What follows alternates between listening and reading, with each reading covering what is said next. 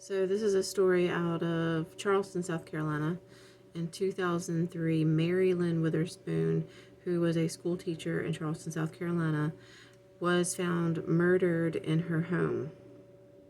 She was murdered by her ex-boyfriend's son, Edmund's tenant Brown.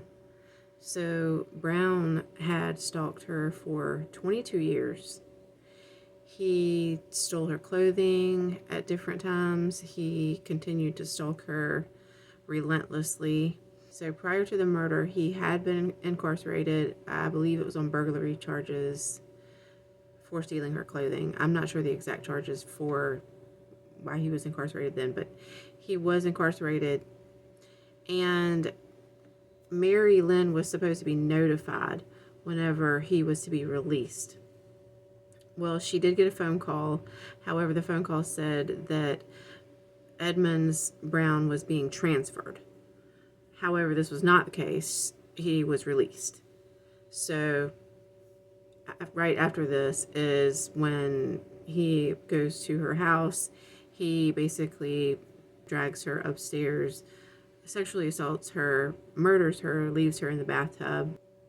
So he assaulted, murdered her, strangled her, left her in the bathtub, and went downstairs and cooked some eggs. Later that day, changes his address on his driver's license to her address, to Mary Lynn Witherspoon's address.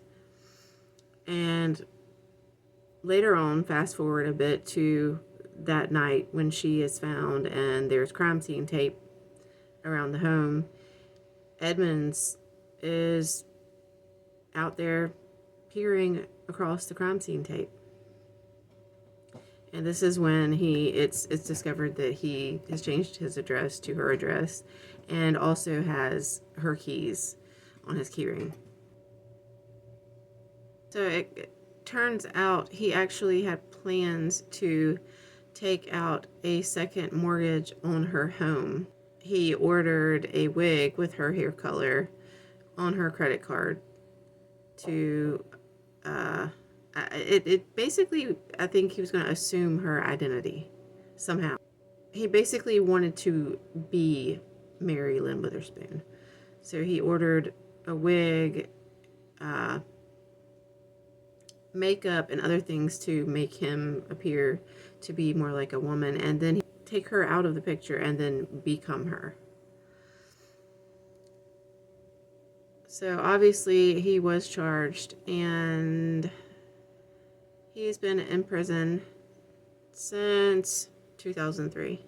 So prior to the murder, he had basically planned. He had papers where he had written out exactly how he planned to murder Mary. If anyone had, seen these papers while he was incarcerated, they would have known what was going on.